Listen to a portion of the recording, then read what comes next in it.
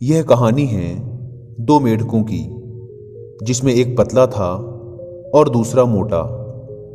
दोनों जंगल के एक छोटे से तालाब में साथ रहा करते थे। बचपन के दोस्त थे दोनों, साथ में ही खेलते कूदते बड़े हुए थे।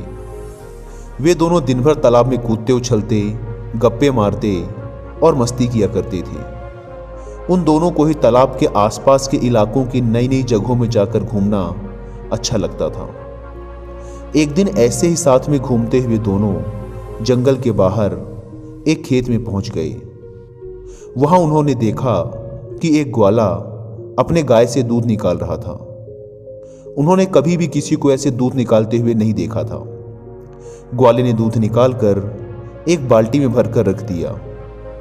वे दोनों उस दूध को देखकर बड़े आश्चर्य में थे, क्योंकि उन्होंने आज से पहले यह कभी नहीं देखा था। उन्होंने तो जंगल में केवल तालाब का गंदा पानी ही देखा था। कुछ देर सोचने के बाद उन दोनों ने डिसाइड किया कि इस सफेद पानी में तैरने का मजा ही कुछ और होगा। यह सोचकर उन दोनों ने एक साथ बाल्टी में छलांग लगा दी। वहां जाकर वो देखते हैं, अरे वाह, सफेद पानी! हमने तो यह कभी देखा ही नहीं। ये क्या चीज होती है? दोनों को मजे करने तो पसंद थे ही। वे दोनों वहीं मस्ती करने लग जाते हैं। वे तैर रहे होते हैं, कभी वो गोता मार रहे होते हैं, वे निकल रहे होते हैं। खूब उछल कूद करने के बाद, पूरे मजे करने के बाद, वो जो मोटा वाला मेढक होता है वो कहता है, चल यार, अब घर जाने का टाइम आ गया, जंगल वापस चलते हैं। वो पतला मेढक भी कहता है, हाँ यार, चल वापस चलते हैं। वे दोनों बाल्टी से बाहर छलांग लगाने की कोशिश करते हैं, पर वो बाल्टी बहुत बड़ी होती है। वे छलांग लगा नहीं पाते। वो दोनों बाल्टी के किनारे जाकर बाल्टी की दीवारों से छलांग लगाने की कोशिश करते हैं, पर वो देखते हैं कि वहां बहुत ज्यादा फिसलन है। वे जब भी कूदने की कोशिश करते हैं, उनके पैर फिसल जाते हैं। उन्होंने लगातार कई बार प्रयास किया, कभी बाल्टी के बीच से तो कभी बाल्टी के किनारे उनकी दीवारों के सहारे कूदने का, लेकिन दूध की चिकनाहट और उसकी फिसलन की वजह से वे बाल्टी से बाहर नहीं निकल पा रहे थे। अब जो वो पतला वाला मेढक होता है वो मोटे मेढक को बोलता है, भाई देख, निकलना तो है हमें इस बाल्टी से बाहर, इसलिए हमें कोशिश तो करती रहनी पड़ेगी। पर हमने बहुत बार कोशिश करके देख ली, इसलिए मुझे लगता है हम खुद तो इस बाल्टी से बाहर नहीं निकल पाएंगे, क्योंकि यहाँ बहुत ज़्यादा फिसलन है। तो हम क्या करते हैं, हम तैरते रहते हैं। अगर हम तैरते रहेंगे तो कोई ना कोई आकर हमें बाल्टी से बाहर निकाल ही देगा। मोटा मेढक उस पतले मेढक की बात मान लेता है और दोनों तैरते रहते हैं। 1 घंटा, 2 घंटे, 3 घंटे हो गए, वो तैरते रहते हैं। कोई आकर उन्हें बाल्टी से बाहर नहीं निकालता। अब जो मोटा मेढक होता है वो तैरते तैरते थक जाता है।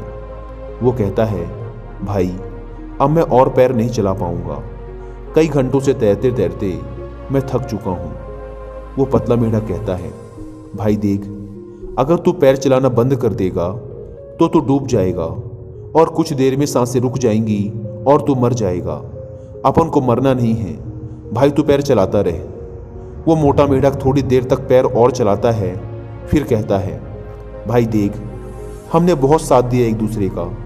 हम दोनों बचपन के दोस्त हैं, आपस में बहुत मस्ती की, हंसी ठिठोली की, हमेशा साथ रहे। लेकिन मुझे लगता है कि आज ये सब खत्म होने वाला है। आज हो सकता है कि ये मेरी जिंदगी का आखिरी दिन हो। मैं और मेहनत नहीं कर सकता, मैं और पैर नहीं चला सकता, और अब शायद मैं डूबकर मर जाऊंगा। और उस पतले मेढक की आंखों के सामने उसका वह बचपन का दोस्त डूबकर मर जाता है। यह सब देखकर वह पतला मेढक और ज्यादा तेजी से पैर चलाने लगता है। उसके अंदर आग लग जाती है कि अब कैसे भी करके मुझे इस बाल्टी से बाहर निकलना ही है। मुझे हार नहीं माननी। अगर मैंने भी हार मान ली तो मैं भी मर जाऊंगा। उसकी आंखों से आंसू निकल रहे हैं, पर वो और तेज पैर चलाता जा रहा है। लेकिन जैसा कि हम सब जानते हैं कि अगर थोड़ी देर तक दूध को चलाया जाए तो उसमें से मक्खन बाहर आने लग जाता है। और बिल्कुल ऐसा ही हुआ, क्योंकि बहुत घंटों से वो दोनों मेढक उस दूध में पैर चला रहे होते हैं, इसलिए उस दूध से मक्खन बाहर आने लग जाता है। साथ ही कुछ घंटों से रखे रहने की वजह से दूध कुछ जमने भी लगता है, दही जैसा सेप लेने लग जाता है। दूध के जमने और मक्खन के बाहर आ जाने से मेढक देखता है कि दूध थोड़ा गाढ़ा सा हो गया है। अब वह पहले जैसा चिपचिपा नहीं रहा। वह उस मक्खन के ऊपर बैठकर पूरे जोरों से एक छलांग मारता है और वो बाल्टी के बाहर आ जाता है। बाल्टी से बाहर आने के बाद कुछ देर तक तो उसे समझ ही नहीं आता कि आज उसके साथ क्या हुआ। उसका सबसे अजीज दोस्त, उसका बचपन का यार आज उसकी ही आंखों के सामने डूबकर मर गया था। और उसकी मौत क्यों हुई? क्योंकि उसने हार मान ली। अगर वो भी थोड़ी देर तक और पैर चलाता रहता, हार ना मानता, तो आज वो भी जिंदा होता, तो आज वो भी बाहर आ जाता। वो पतला मेढक बाहर निकलने के बाद जंगल जाता है। जंगल में जाने के कुछ दिनों के बाद वह मेढक एक लेडी मेढक के साथ शादी कर लेता है। शादी के बाद उसके बच्चे होते हैं।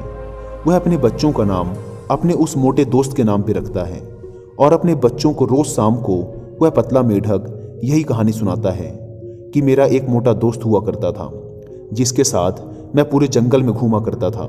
हम सुबह से शाम तक खेला करते थे।